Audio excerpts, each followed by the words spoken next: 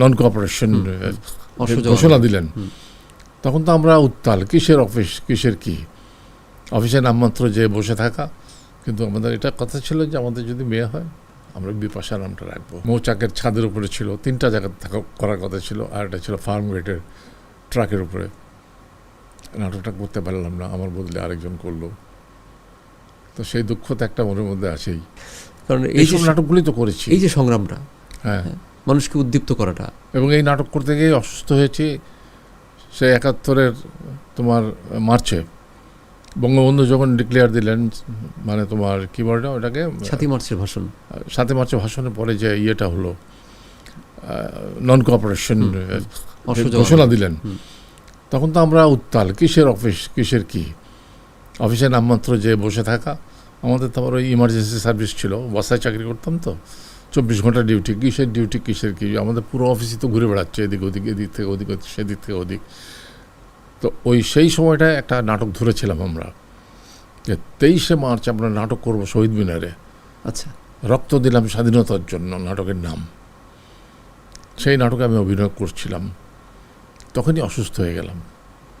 একদম 16 তারিখ কি 18 তারিখ বোধহয় আমি অসুস্থ হয়ে গেলাম। আমার ব্লিডিং শুরু হলো নাকে। তারপরে আলটিমেটলি সেই ব্লিডিং আমার পুরো তন্ত্রে আর কি একদম ঢুকে, মানে একটা বিধিকিচ্ছুর অবস্থা তখন, মানে পেটে খালি রক্তই রক্ত, আর কিছু নেই, একেবারে মৃতপ্রায় অবস্থা, যে কারণে অনেক কিছুই আমি হয়তো করতে পারিনি। তারপরে 23শে মার্চ আমার ওয়াইফ তখন আবার অ্যাডভান্স স্টেজে, বিপাশা আবার তখন। হ্যাঁ, তো 23 তারিখে আমার, না হ্যাঁ 23 তারিখে ওর মানে এপ্রিলের 20 তারিখে কি 21 তারিখে ডেট ছিল, কিন্তু ওকে 19 তারিখে 21 তারিখে ভর্তি করতে হলো আর কি, মার্চের 21-এ ভর্তি করতে হলো, 1 মাস আগে। 23 তারিখ ভোরবেলা আমার জ্ঞান নেই, আমি বাসায় শুয়ে রয়েছি, প্রায় অজ্ঞান। তখন একজন এসে কানে কানে বললো, আমার এক সম্বন্ধী, হায়াত ভাই আপনার মেয়ে হয়েছে। ও, আপনি তখন হসপিটাল? না, এখনো যাইনি হসপিটাল। আচ্ছা, কিন্তু ওইটুকুই শুনে যাই, এরপরে আমি আর কিছু শুনিনি। তারপরে আমাকে হসপিটাল নিয়ে চলে গেছে, মেডিকেল কলেজে। আচ্ছা, আচ্ছা, আর আমার ওয়াইফ তো তখন ইয়েতে হোলি ফ্যামিলিতে। আচ্ছা। তারপরে আমি কোমাতে, 23, 24, 25, 26, 27, 28, 29 তারিখে জ্ঞান ফিরেছে আমার। এই ঘটনাটা আমার মনে হয় খুব কম লোক জানে। আজকে আমার এই অনুষ্ঠানে মাধ্যমে কিন্তু যে এই যে সংগ্রামটা, এটা তো একটা মুক্তি সংগ্রাম। আপনি তো যেভাবে, তো আমি ওই যে নাটকটা করতে পারলাম না, শহীদ মিনারে ছিল নাটকটা, মৌচাকের ছাদের উপরে ছিল, 3টা জায়গা থাকা করার কথা ছিল, আর এটা ছিল ফার্ম গেটের ট্রাকের উপরে। নাটকটা করতে পারলাম না, আমার বদলে আরেকজন করলো। তো সেই দুঃখ তো একটা মনের মধ্যে আছেই। তারপরে 29 তারিখে যখন জ্ঞান ফিরল, তখন আমি তো কিছুই জানি না কি হয়েছে না হয়েছে। শহীদ মিনার ভেঙেছে বোম মেরে, আমি কিছুই বুঝতে পারিনি, জানিই না কিছু, অথচ পাশেই তো আমি শুয়েছিলাম। তারপরে 29 তারিখে আমাকে নিয়ে গেল গ্রামে, আমার শ্বশুরবাড়িতে। এরা আগেই চলে গেছে এখান থেকে, কারফিউ উঠে গেছে, এরা গ্রামে চলে গেছে। আমার শ্বশুরবাড়ি খুব কাছে, বেড়াইদ। এখন তো বেড়াইদ গাড়িতে করে যাওয়া যায় 10 মিনিটে, কিন্তু তখন 1 ঘন্টা 1.5 ঘন্টা লাগতো, নৌকায় করে যেতে হতো। তো সেখানে গেলাম আর কি। যাওয়ার পরে দেখি ঢাকা শহরের প্রায় সব লোকই বেড়াইদে, সেফ জায়গা আর কি, আর্মিরা ওখানে যায় না, যেহেতু নৌকা করে যেতে হয় আর কি। হ্যাঁ, সে এক ইতিহাস। আমি নামলাম নৌকা থেকে, আমাকে নিয়ে গেলো, হাঁটতে তো পারি না, আমি চলতে পারি না, আমি তো I was dead actually. Doctor আমাকে দেখে বলেছিল যে ইটস এ লস্ট কেস। আমাকে হসপিটালে যখন নিয়ে গেল, ডাক্তার দেখে বললো যে ইটস এ লস্ট কেস।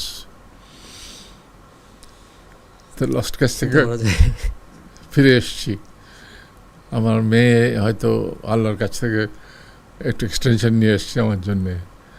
তারপরে আমি গেলাম, আমাকে আমার শ্বশুরবাড়ির উঠানে, টিনের চালা ঘর, ইটের ঘর, উঠানে 1000, 2000 কি আরও বেশি লোক, গ্রামের সব। ওই জামাই আইসে, মাস্টারের জামাই আইসে। মাস্টার মানে আমার শ্বশুর বিখ্যাত লোক, সালাম মাস্টার। আমাকে উঠানে বসালো, একটা কাঠের চেয়ার দিয়ে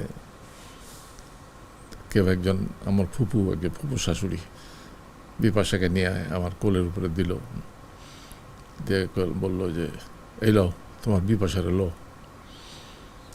বিপাশা আপার নামটা কি দিয়েছিল? এইটা আমার আর আমার স্ত্রী মিলে আগে থেকে ঠিক আগে থেকে দেওয়া ছিল, কিন্তু আমরা তো জানতাম না মেয়ে হবে না ছেলে হবে, তখন এই টেকনোলজি আমাদের ছিল না, ছিল কিনা জানি না, কিন্তু আমরা জানতাম না। কিন্তু আমাদের এটা কথা ছিল যে আমাদের যদি মেয়ে হয় আমরা বিপাশা নামটা রাখবো। এটা তারাশঙ্করের কাছ থেকে ধার করা নাম। ওই যে যখন এই কথা বললো তখন তো আমি কান্না শুরু করে দিলাম। আমার কান্না দেখে আমার মা কাঁদে, আমার স্ত্রী কাঁদে, আমার শাশুড়ি কাঁদে, আমার বোন টোন যারা ছিল আরও আত্মীয় স্বজন সবাই কাঁদে। সব মানে ফোঁপাতে লাগলো এত জোরে যে গোটা লোক মানে কেমন যেন একটা ইয়ের মধ্যে চলে গেল, ঘোরের মধ্যে। তারপরে এমন প্রবল একটা করতালি শুরু হলো না, মানে তুমি চিন্তা করতে পারবে না। সিনেমাতে হয় না যখন লাস্টে মিলন, শেষ দৃশ্যে যখন মিলন হয় ওইরকম একটা জিনিস, একদম ওইরকম দৃশ্য। এই দৃশ্য আমি কোনোদিন ভুলতে পারি না। সেটা একটা মানে আসলে একটা মানে এই যে আজকে বলছেন মনে হয় আপনি দেখতে পাচ্ছেন একদম। এবং তুমি এটার সাথে আরেক ঘটনা তোমাকে বলি, সেটাও শিল্পীর একটা এক ধরনের যে কষ্টের জায়গাটা সেটাও তোমার জানা দরকার।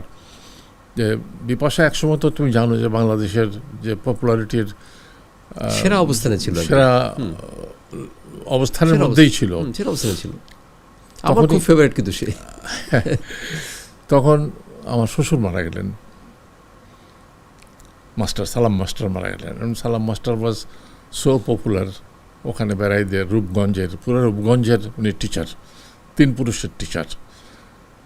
ওনার মারা যাওয়ার পরে বুঝতেই পারছো কী অবস্থা, মানে গোটা এলাকা একেবারে ইয়ে পড়ে গেল। যাই হোক, অ্যান্ড বিপাশায় গেল তার নানাকে দেখতে। এখন তার নানাকে দেখতে যত লোক এসছে, নাতনিকে দেখতে তার চেয়ে আর অনেক বেশি লোক গেছে, এবং শেষে টিনের ছাদ ভেঙে পড়েছে। এবং আমাদের সম্ভব জনপ্রিয়, এবং আমাদের কি করতে হলো শেষকালে, ওকে মানে প্রায় মানে ঘোবটা টোমটা দিয়ে গ্রাম থেকে ঢাকা পাঠিয়ে দেওয়া হলো। তোমার দরকার নেই নানাকে দেখা, তুমি যাও।